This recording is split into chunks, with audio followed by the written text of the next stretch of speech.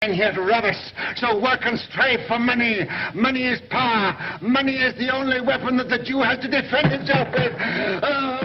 It's not every family that Hollywood makes an Oscar-nominated movie about, nor one that so successfully cements the Rothschilds' reputation as the most famous clan in the world.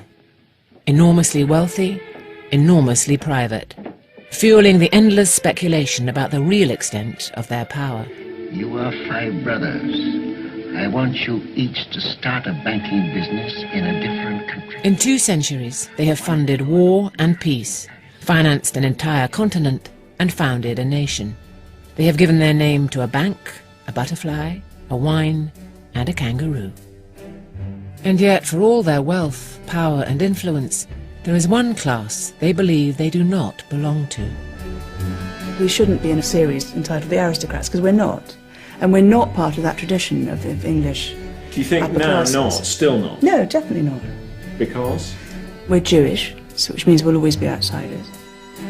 And as such, as Hollywood also made clear, the Rothschilds have never been afraid to stand apart. And if I can't hold the market, England's credit is gone. I'm giving all I've got to give for the peace of Europe. And whatever other Englishmen do tomorrow, I buy today.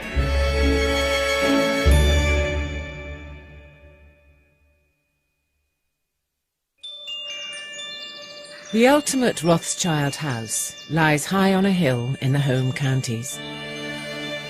A fantastical creation that wouldn't look out of place as a Loire chateau or a Disney castle. Wadston Manor.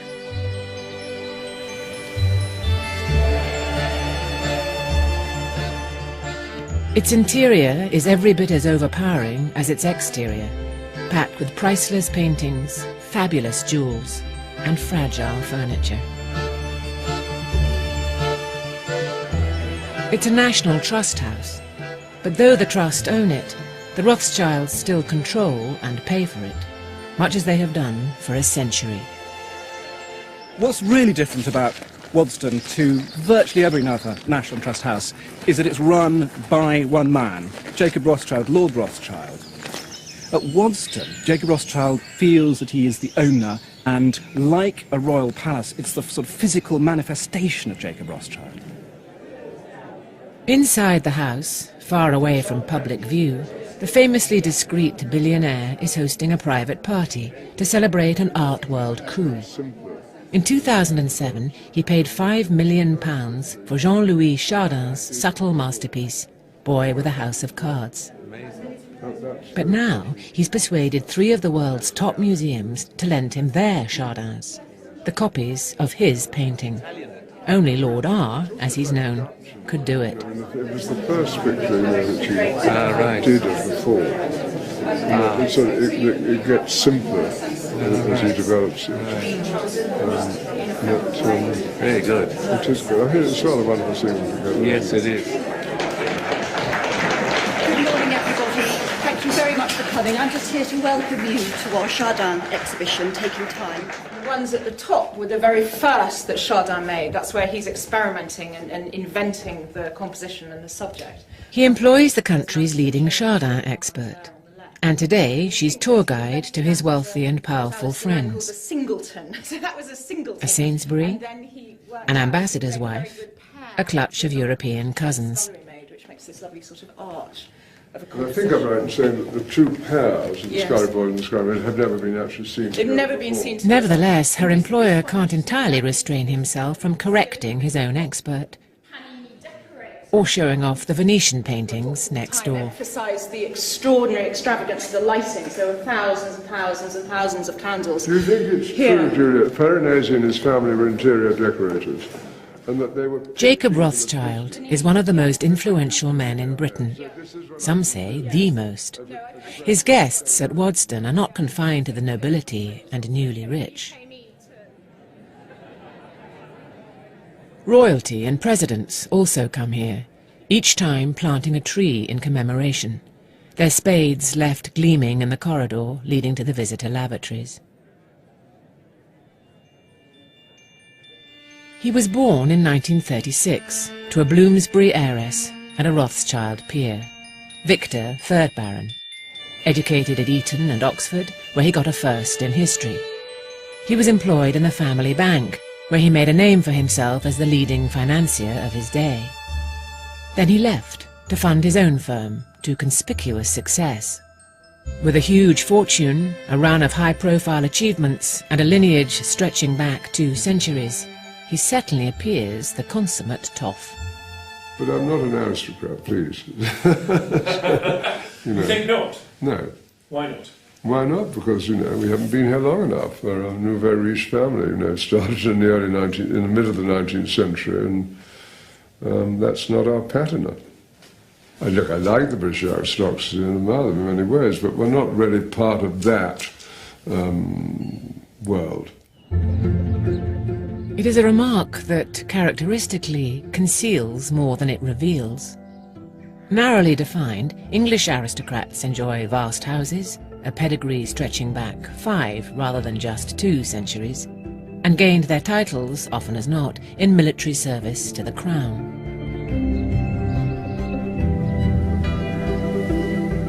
At the time Blenheim was being built, 40 miles up the road, Jacob Rothschild's ancestors were living, without a name, in the Frankfurt ghetto.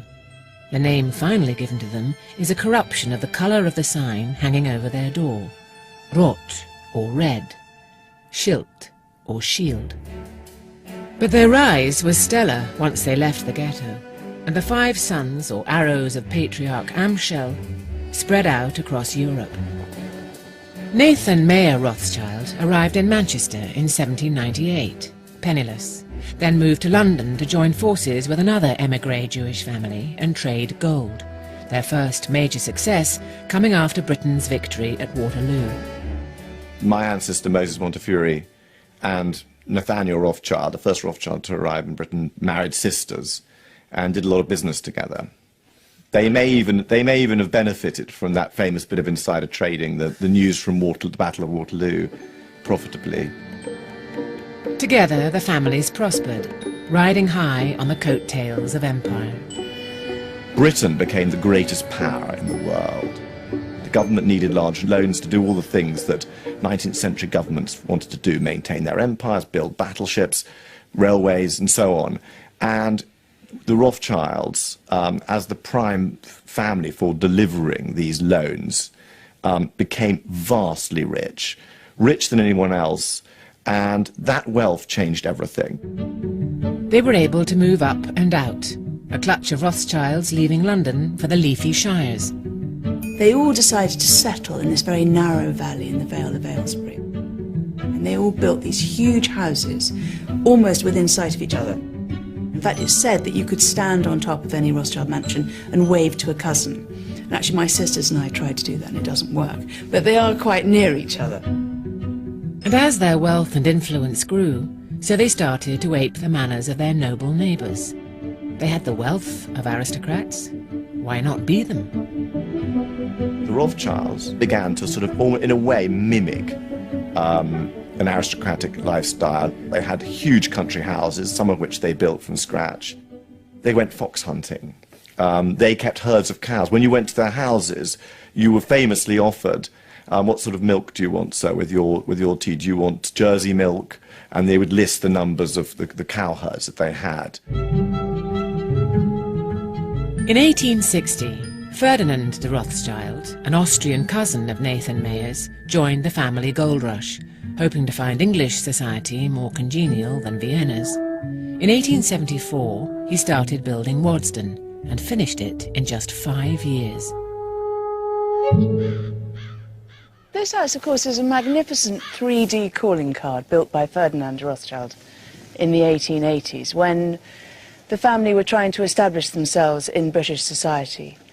And what they realised was that it wasn't enough just to have a fancy boardroom, that business was actually done in the sitting rooms, on the hunting fields, and in the house parties. So what better, really, than to build yourself this magnificent entertaining centre? And, of course, here is where he had kings and queens and statesmen. And if you look at the visitors' book, you'll see that everyone from Winston Churchill to the Shah of Persia to Queen Victoria came to stay here.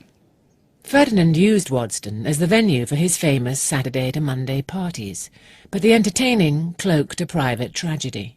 He married the love of his life, who then died, giving birth to their only and first child, who also died.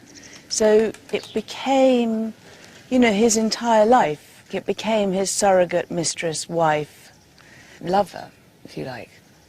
He then spent the rest of his life filling it full of beautiful things that he collected from around the world.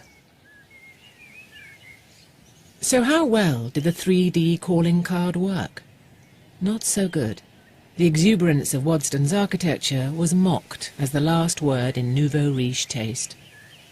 It's a very curious house. I mean, here was a property which had belonged to the Duke of Marlborough, before that to the Earls of Wharton, and suddenly along comes some Rothschild who, as a French architect, to put up a huge French sort of look-alike chateau, incorporating the best features of various chateaux in the Loire on the top of Buckinghamshire hillside.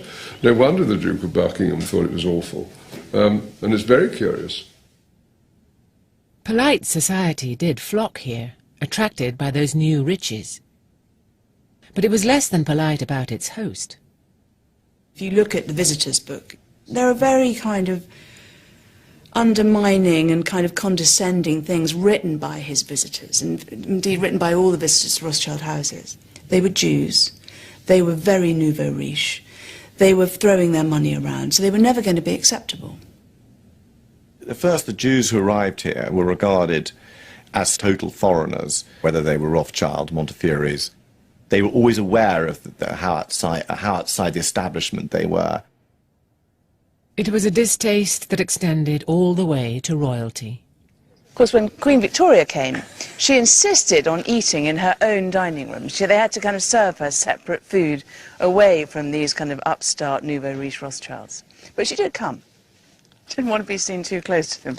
So she sat apart. And of course, when, they'd done a lot for the Queen and country. They'd, for example, financed the Suez Canal. And when it was suggested that maybe a Rothschild should be ennobled, Queen Victoria wrote, said she would not consent to a Jew becoming a peer.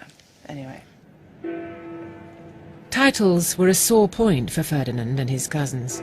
They wanted to belong, and they wanted recognition of their wealth and support for the government. They still didn't have the vote. They still couldn't be elected to Parliament. And so the Rothschilds and Montefiore's launched this huge campaign to win the vote, to allow non-Anglicans, in fact, because it included Catholics, to vote and to serve in Parliament. In 1830, the first bill for Jewish emancipation was presented to Parliament and rejected. In 1847, Ferdinand's father-in-law, Lionel, was elected an MP, but deemed unable to take his seat because of his religion. Only in 1885 was Ferdinand's brother-in-law, Nathaniel, created the first Baron Rothschild, Ferdinand taking over his seat in the Commons. However splendid their palaces were in Buckinghamshire, however wonderful the titles they received were, and however great their fortunes, they never felt totally secure here. Jacob is the fourth Baron Rothschild. He inherited responsibility for Ferdinand's house because his family judged him the man best suited to the task. But for all his wealth and clout, he still sees himself and his family, just like Ferdinand, as being half in, half out of polite society. We were immigrants from the ghetto, not part of the British aristocracy. We may have become part of the British establishment to a certain extent, but that's a rather different thing. They always remained semi-inside, semi-outside. The basis of their success was the fact that they did cross worlds, and that has never changed.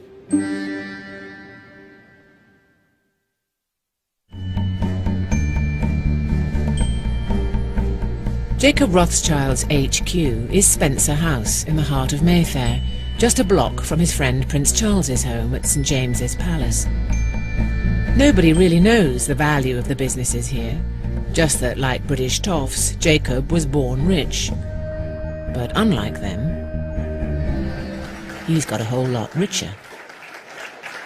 We acquired it because we saw clearly. In 2008, of course, the world's financial system was coming to an end, and we saw that coming.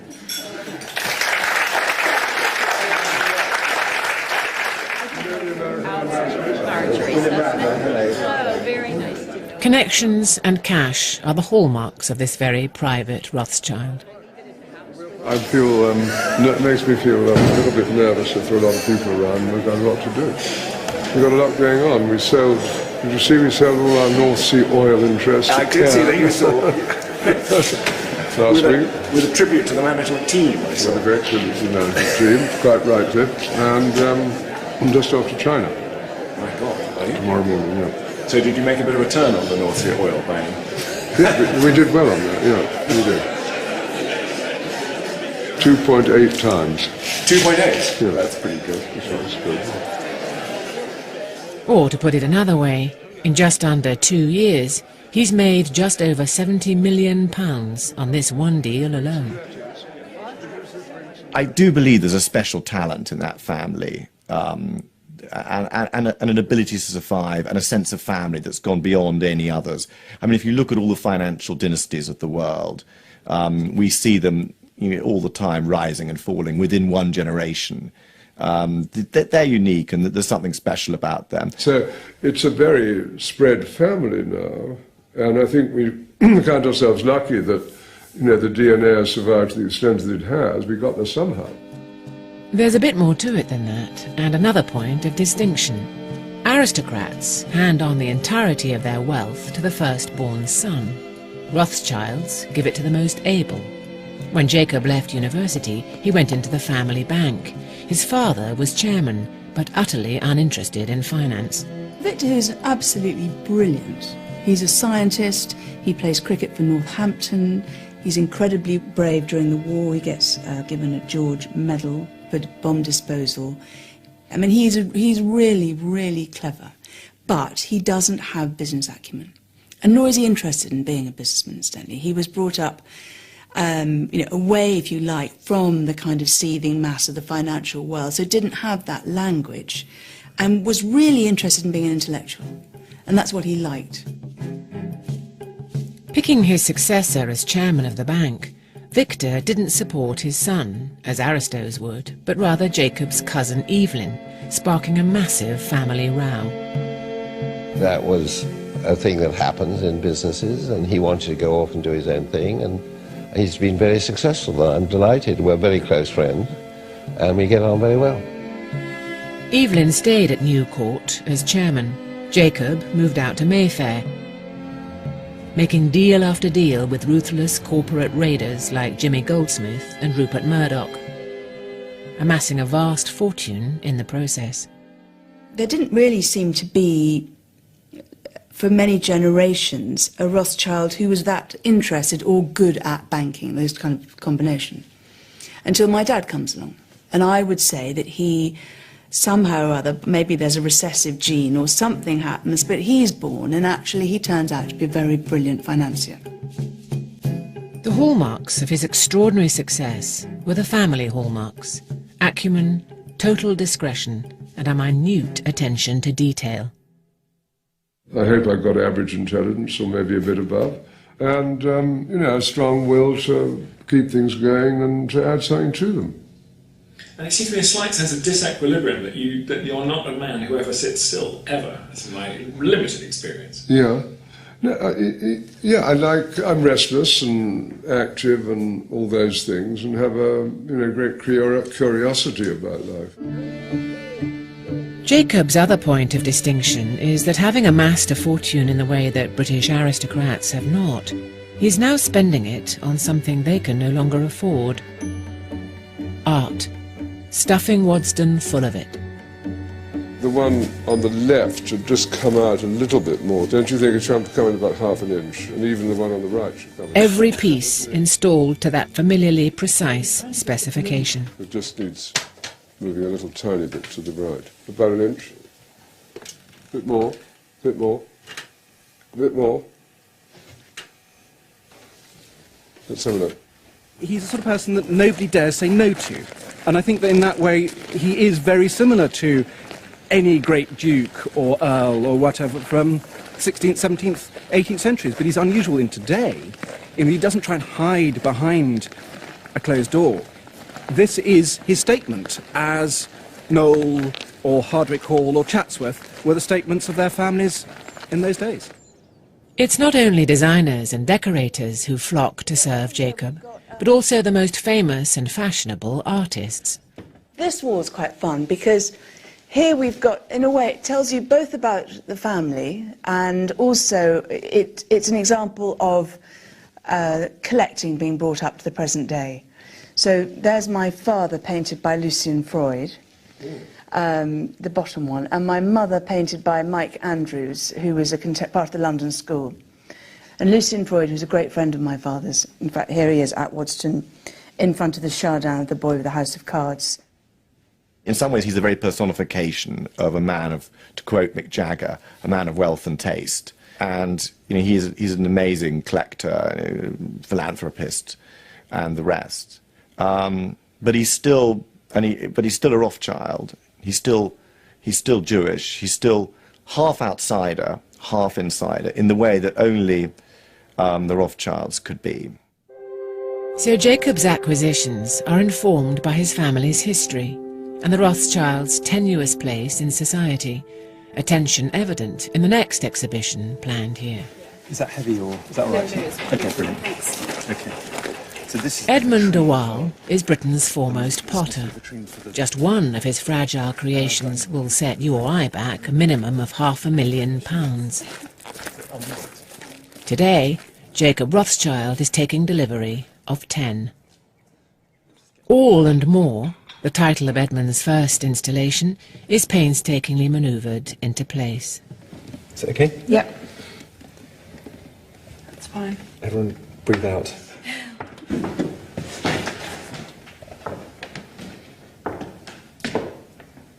Fantastic.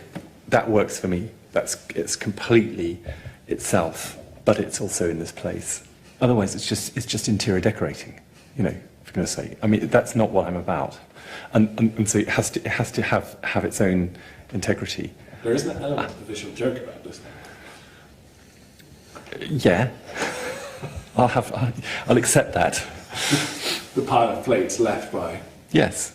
the dwells. Yeah. Yes, I mean it's washing up. It as well. Now for the next one. Title, The Fascination of Something Difficult. Yes. I think that's really beautiful, actually. It works laterally as well, which is really There's more good. to it than pots and plates. Behind Jacob's commission lies a dark shared history between the Rothschilds and the de Waals. Edmund is descended from another great Jewish family, the Ephrussi of Vienna, whose rise and fall he chronicled in his bestseller, Hair with the Amber Eyes. How rich, powerful were they? The Ephrussi family, well, Yeah. they were extraordinarily rich. Not Rothschild rich, but pretty near it. But the Nazis put paid to all that. I mean, every Jewish family, everyone is violently assaulted, physically assaulted, dispossessed, erased from the texture of life.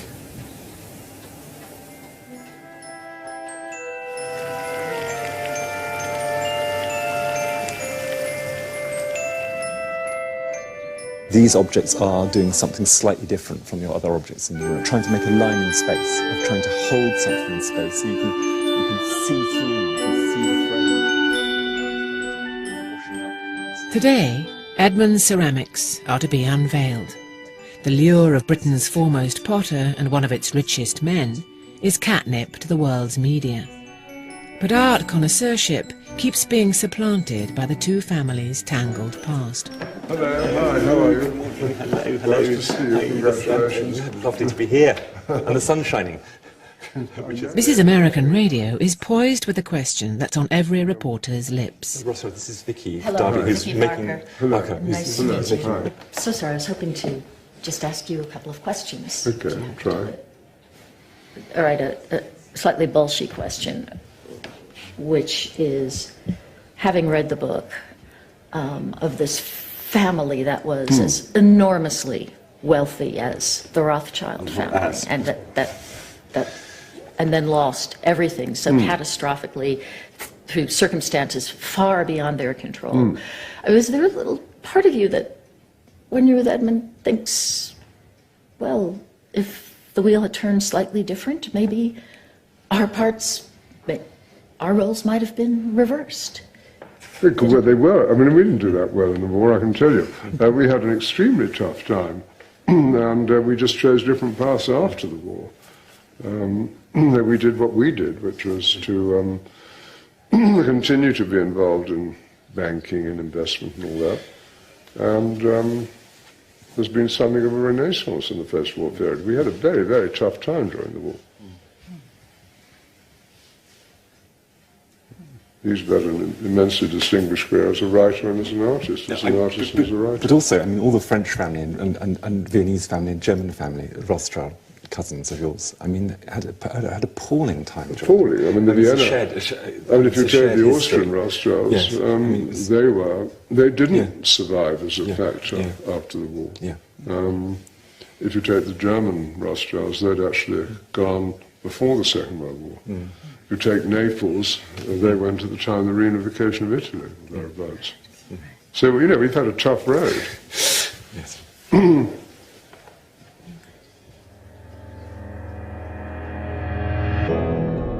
It wasn't only that Rothschilds across Europe were hunted down mercilessly. Hollywood had made them an icon of wealth and influence. Goebbels decided to turn that image to his advantage, making his own film, in which they were depicted as the front of a conspiracy to take over the world. Passen Sie mal auf.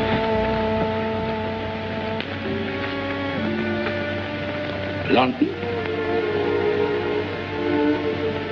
Wie? Neapel? Hier in Frankfurt ist unser Stammhaus. Na, was liegt da?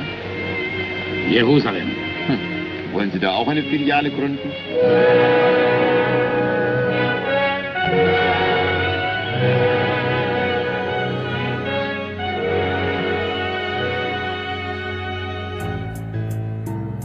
The Nazis' poisonous legacy lives on in 1,000 crazed internet conspiracy theorists who depict Jacob Rothschild as the ruler of a global dominion. Their anti-Semitic ravings fueled by the family's long-standing links with Israel. Edmund Rothschild funded the first Jewish settlements in Palestine. Jacob's grandfather Walter received the Balfour Declaration. But Israel is an issue where family members have very different views. What about Israel, with whom the families also had an equivalent relationship as well? Well, no, there you talk to Jacob. He must have told you all about that. I respect Israel, but I believe passionately in that they should be a Palestinian state, and I believe the Palestinian state should join up with Israel. Jacob is in fact devoting another portion of his wealth to a family foundation, Yad Hanadiv, that's funding good works in Israel. It's paying for a new national library.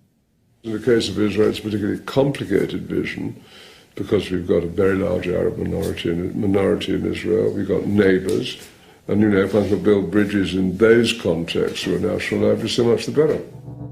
Whatever the rights and wrongs of the country and Jacob's involvement, the fact of it is another point of difference between him and the more parochial English nobility, making him the true heir of his ancestors who held Europe in fee. But it doesn't stop there.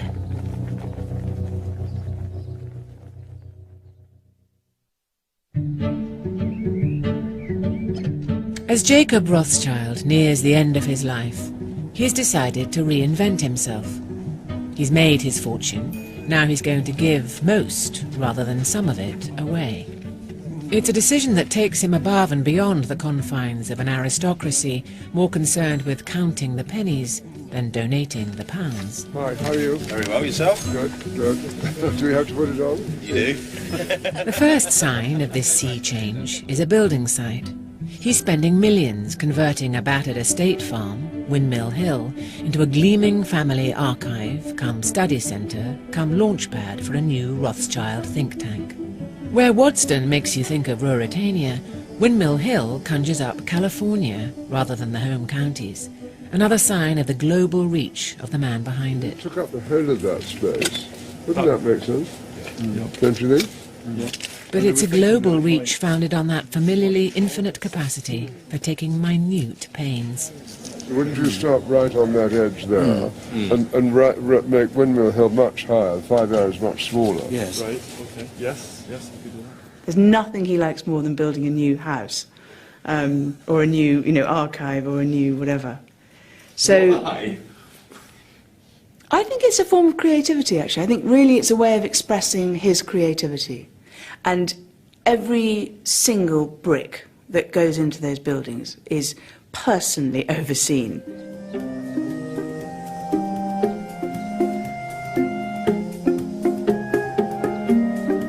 Windmill Hill is now a month from completion.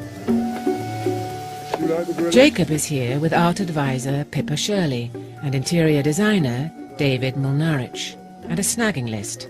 First item, a 4-ton chimp. Is it clear what it is? Should he be head on? I think I preferred him when he was a bit more twisted, actually. Yeah, I think you're probably right. It was tempting to have it like that, but you really can't see what. And coming up, you see it better, because otherwise you can't see what it is. You can't see what it is, no. Jacob collected work by Brit Arts star Angus Fairhurst, right up to his suicide 2 years ago. Gorillas were the subject of his endlessly troubled fascination. More lengthways, don't you? Now, it might look different then, mightn't it? It might. And you could try, nice to have somebody just moving it around a bit. The guy should be here so I can go and get them. It's all part of Jacob's stash of achingly fashionable art that Windmill Hill is to be home to. But nobody can be found to move the bronze behemoth, so it's off to check on the contours of his new lawn.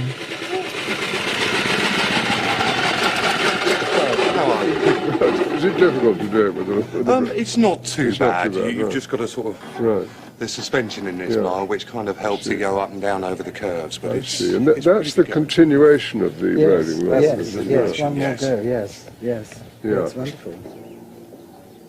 Brilliant. It's coming on, isn't it? It doesn't worry you a bit, David, that it's sort of significantly higher than any of the other rolls. When it's green, I don't think it No, will. that's the question. Can we go and look at it from close on? Yeah. The mound and there. To create a grass lawn, so we just... See, the other thing is... I put it long ways, looking into the garden. I think you should be looking out at the view. No, I think it ought to be centred on the doorway. I think it's best to try it horizontally. Like this. Yeah, I mean more this way. No, I think this way. The table. Yeah, it's all about the gorilla itself up there. One of my kind of abiding memories from growing up was, can we just move it a few inches to the left or the right, because we're constantly, all 4 children, picking up large pieces of furniture and moving them an infinitesimal amount to the left or the right. Over at Windmill Hill, things are hotting up. I was wondering about those. Putting them here? Yeah. Perhaps it would be better to be a table than a chair.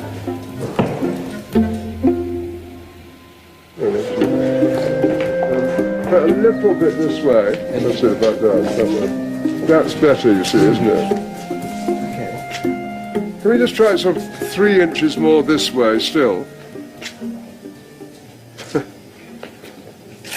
No, this way.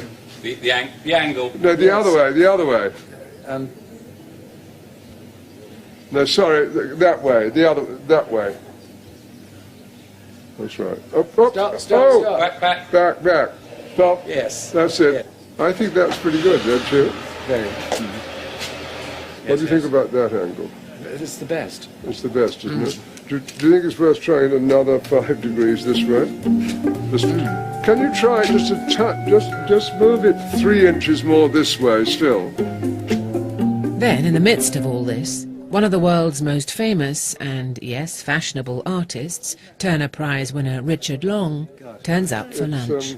So we've been, what do you call it, home decorating.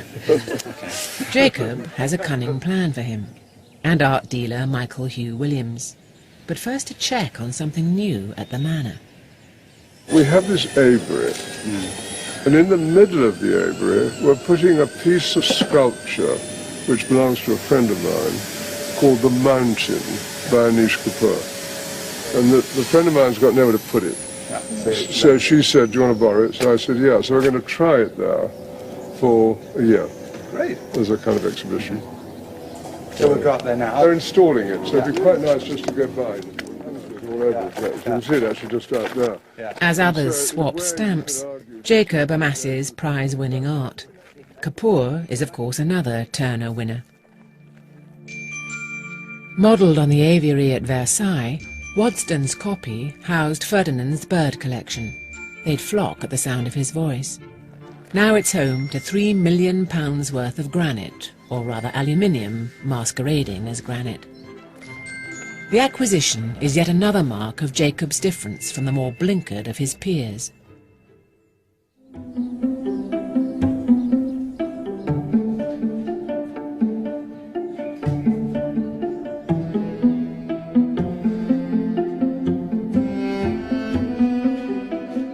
A week later, and back at Windmill Hill, he's persuaded Richard Long to decorate his archive with not one, but two artworks.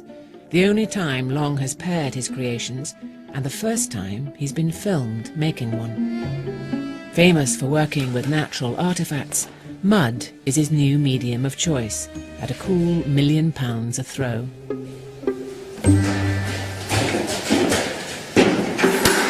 I think it might be a little bit more water. Where's the water?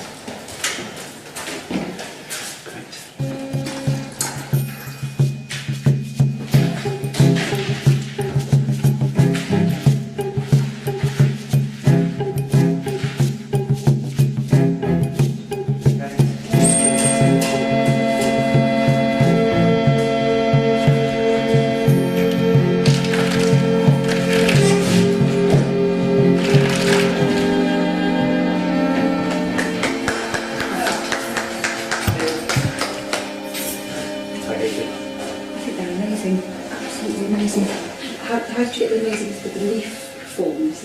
Years of practice. That's what you say that.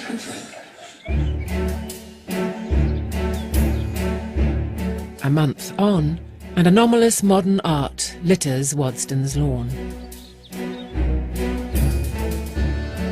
An art party is in preparation to celebrate the completion of Windmill Hill. It's finished. And of course he's been involved at every stage, you know, even down to talking about which piece and why we wanted this artist or that artist. And yeah, it's been a lengthy process. There's just one last piece to be installed. Another Turner winner, conceptual artist Douglas Gordon, has been summoned to honour Britain's Medici. My only contact has been wine. What, drinking it? Yeah. And how's that gone? It went down very well. He's preparing an installation to honour victims of torture, amidst the bone china and fine wine. The gold sculptures symbolise hacked-off limbs, albeit hacked-off limbs worth over £500,000.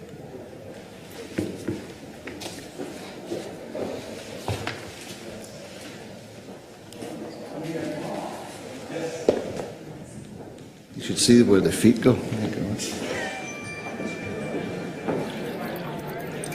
But this is clever too, with the water. I mean, the big idea is that frame view outside. The oddity of the spectacle is lost among the clink of glasses and chatter of the wealthy. Do you like it? Don't you think it works well together? Yeah. I think it's brilliant. Toasting a man who could not be more different to his parochial and survival-obsessed peers.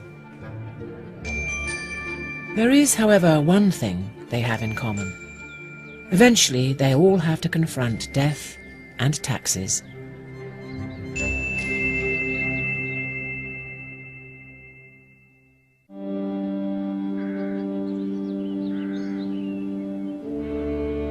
Death comes to us all. Peer, pauper, and billionaire.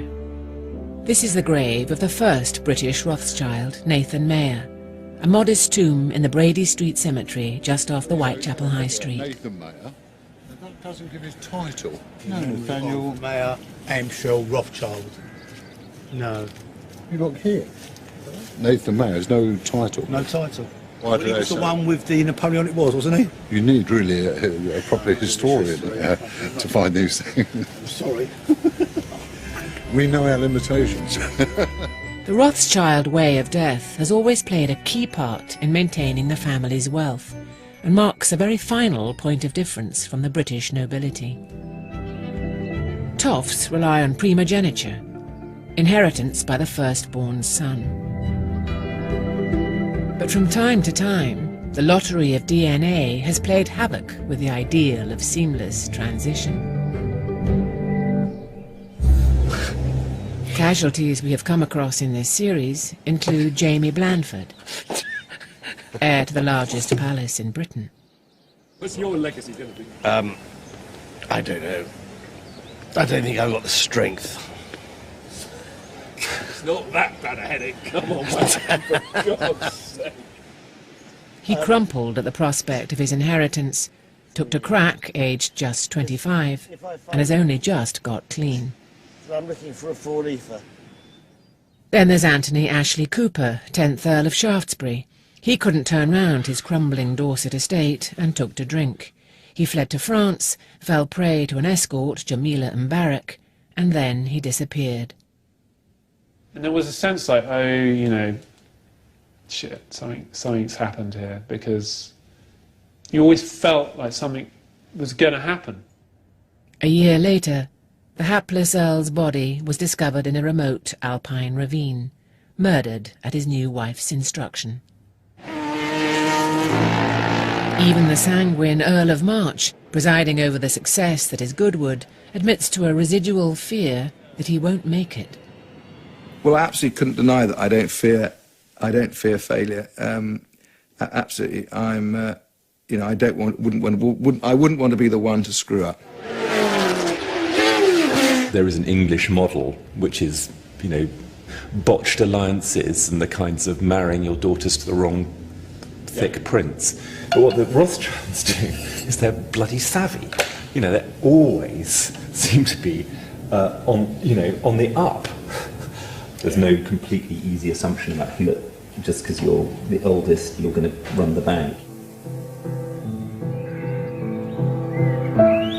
So this one was in 1998, when the cemetery was already been closed for about 130 years, and they had to get... This is the grave of Jacob's father, Victor. It's unique, isn't it, that he's come here to this particular cemetery rather than going to Willesden. And I think it says a lot of the men, humble, I think, to come to this cemetery because he knew what the state of the cemetery was when he died, and he knew what sort of area it was, but he still wanted to come here. It took an act of Parliament to get him buried here. Only a Rothschild could do it.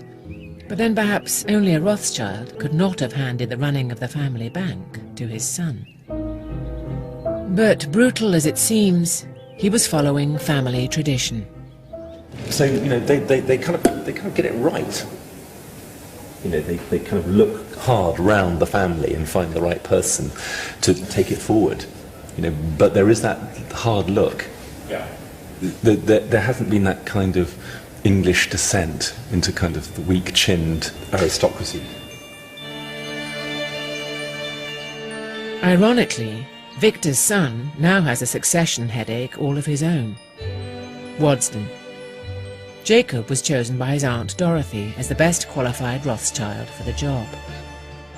Now he has to choose between his 4 children, banker Nathaniel, garden designer Beth, archaeologist Emily, and documentary maker Hannah. For a while it seemed that his son Nathaniel, or Nat, was the obvious candidate. It seems to me that the present generation are doing okay. My son's commercial life, financial life, is going great guns. Yeah. So you see, you know, he was on his mother's side. Her grandfather was a great entrepreneur, and on our side, he had some Rothschild genes, and the two together seemed to be a great winning combination. But Nat's recently had an unfortunate run of publicity. And anyway, he's more interested in business than old houses. Oh, it's fantastic. It's fantastic. I mean, look at it. So increasingly, it looks like Hannah will take on Waddesdon. What does it mean to be a Rothschild to you? What did it mean to you, sort of growing up? I think I was quite overawed by it because, of course, it's a name that people recognise. And it's associated with banking, which I'm not, with excellence, which I don't feel that I am, and with vast amounts of money. So I didn't really feel that I qualified for any of those things. Now, of course, I've become rather proud of it, and, you know, being part of this, you know, extraordinary heritage. But, you know, I think it takes doing your own thing and having your own career and getting confidence in your own career to be able to carry the mantle of a famous name. It remains the most sensitive of questions. Today at Spencer House, Jacob is installing a piece by Tony Cragg, the fourth Turner Prize winner he's accommodated in a year. I do like this very much, actually, don't you? Over the weekend, there's been speculation that he has finally decided that Hannah will get Waddesdon. What happens to Waddesdon on the hopefully not too close day when you're not around? Yes. What is your intention? Well, that's a highly personal question. Yeah. But, you know, I've got a wonderful daughter who's deeply interested in it, Hannah. Yeah. 2 other daughters, a son, a foundation which has become much bigger in the last 20 years. So it'll be well looked after. Okay, thanks. However tricky this question, this is the way that the Rothschilds have ensured that, unlike much of the British aristocracy, they don't crumble into chinless obscurity, and that century to century their influence, power and wealth grow and grow. The Rothschilds are totally unique. They're not an ordinary aristocratic family, they're not an ordinary financial family. They're unique and they are supra-class.